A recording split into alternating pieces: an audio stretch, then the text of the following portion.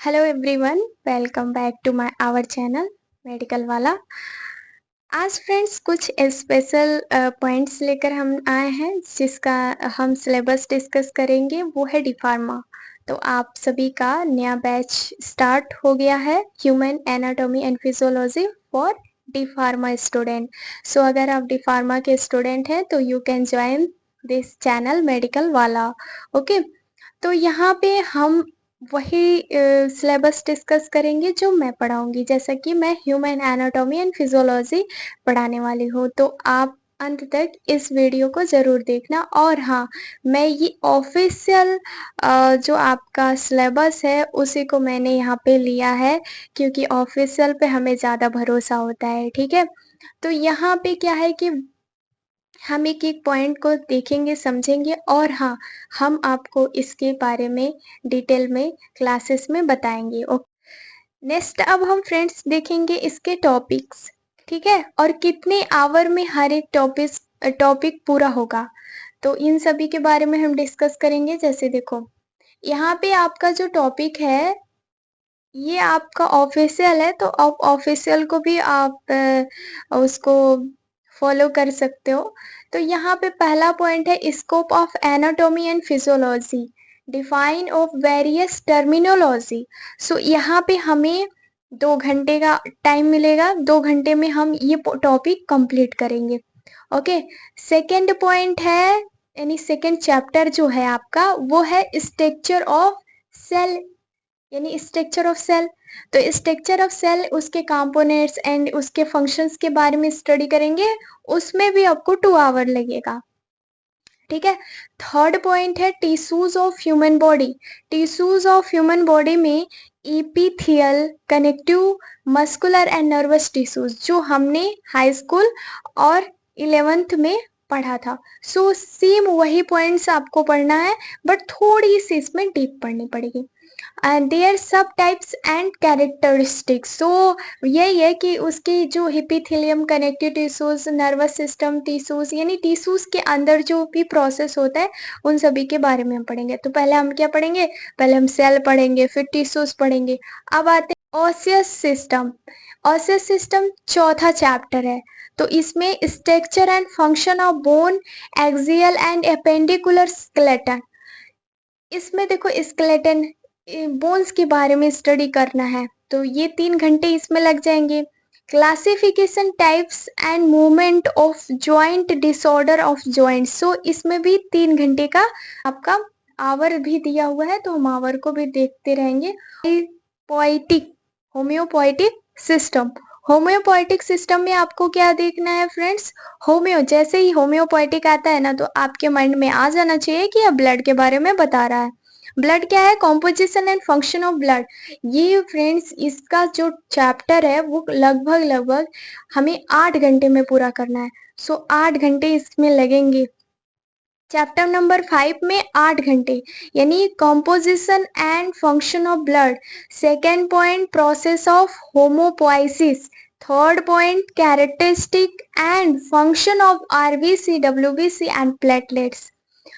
Fourth point है mechanism of blood clotting. And 5 point है importance of blood grouping. So यहाँ पे most important हो जाता है आपका।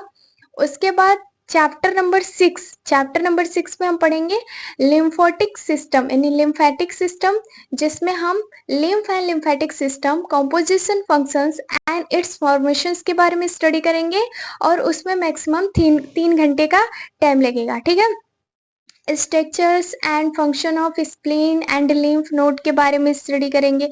सो ये आपके ब्लड के बाद वाला पोर्शन है। सो ये आप समझ गए होंगे। फिर उसके बाद हम 7 चैप्टर, यानी 7वां चैप्टर हम पढ़ेंगे कार्डियोवास्कुलर सिस्टम। कार्डियोवास्कुलर सिस्टम में फ्रेंड्स हमें ये पढ़ना होता है कि हमारे हार्ट का जो एनाटॉमी, फिजियोलॉजी वाला पार्ट है, जैसा कि क्लास 11 के एनसीईआरटी में दिया हुआ है, तो आप वहाँ पे भी अगर आपको ना समझ में आए तो एक बार एनसीईआरटी जरूर पढ़ लेना। वैसे तो मैं आपको पढ़ाऊंगी ही, लेकिन एक बार आप पढ़ लोगे तो आपको इजी लगेगा। सो सेकेंड पॉइंट है blood vessels and circulation, pulmonary, coronary and systemic circulations. यहाँ पे ब्लड के विसेल्स के बारे में, उसके सर्कुलेशंस के बारे में और जो भी हार्ट के अंदर का प्रोसेस है उसके बारे में हम स्टडी करेंगे। एंड देन थर्ड पॉइंट्स है cardiac cycle and heart sound, basics of ECG. तो देखो यहाँ पे आपको कार्डियक साइकिल्स के बारे में, हार्ट साउंड के बारे में, ईसीजी के बारे में दिया हुआ है। तो वर्ड कार्डियोवास्कुलर सिस्टम के अंदर ही ये आता है। फिर blood pressure and it's regulations के बारे में हम पढ़ेंगे। तो ये आपका सबसे ज्यादा लंबा कह सकते हैं कि ये लंबा क्लास होने वाला है, क्योंकि कार्डियोवास्कुलर सिस्टम आपके 8 आवर्स में है, यानी 8 घंटा इसमें दिया हुआ है। फिर हम बात करते हैं चैप्टर नंबर 8। चैप्टर नंबर 8 में है friends respiratory system. So respiratory system के अंतर्गत हम ये देखेंगे anatomy of respiratory organ and their function. So हम इसके एनाटॉमी, रेस्पिरेशन ऑर्गन एंड उसके फंक्शंस के बारे में स्टडी करेंगे। एंड सेकेंड में है regulation and mechanism of respiration. So उसके रेगुलेशन की, हम कह सकते हैं इसके श्वसन निगमन वाले पॉइंट में है, हिंदी में इसको कहते हैं।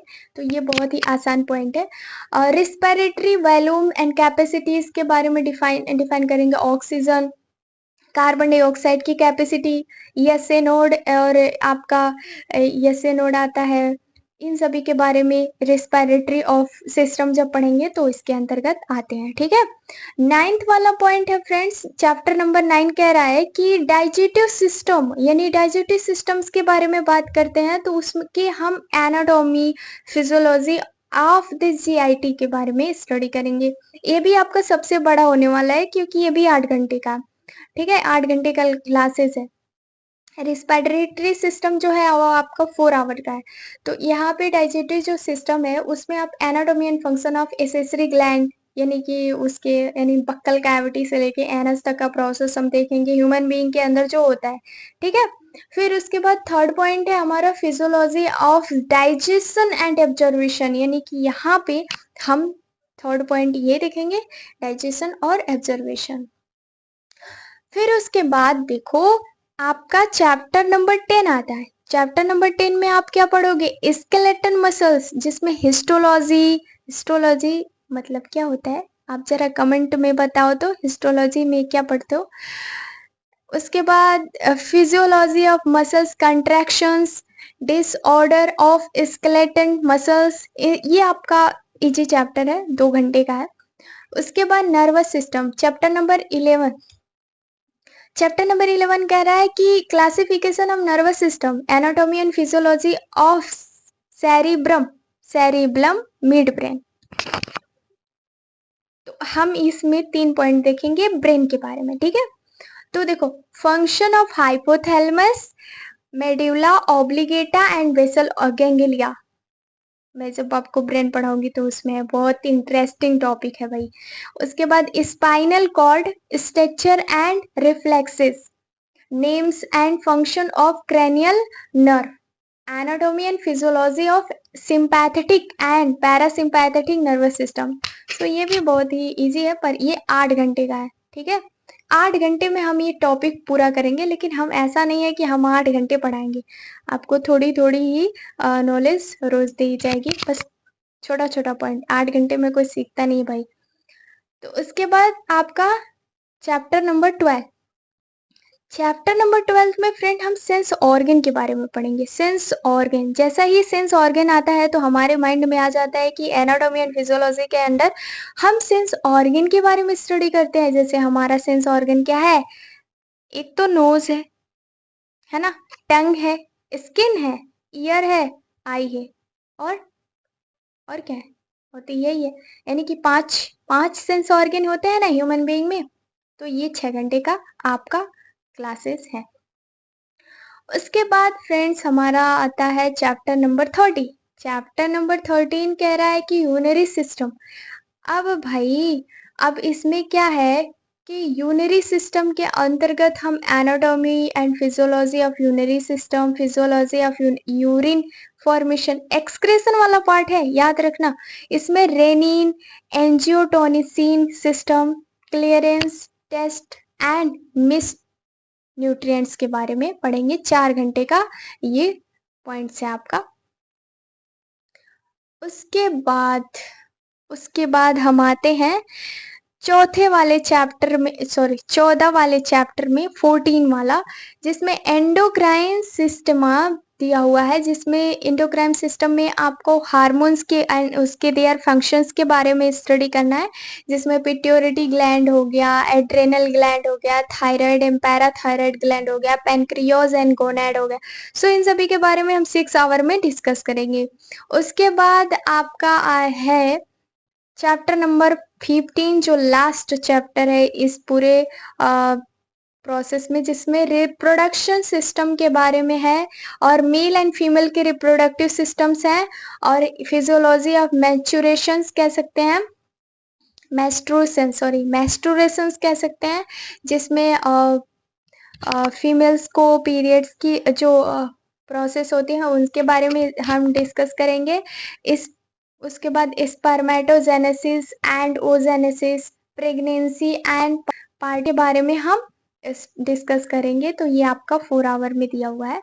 सो ये आप देख, अब यहाँ पे देखो, अब ये सारे हमने सारे आपके जो 15 टॉपिक डिस्कस कर लिए, तो आई होप आपको समझ में आ गया होगा। ह्यूमन एनाटॉमी एंड फिजियोलॉजी का ये डी फार्मा के स्टूडेंट के लिए है।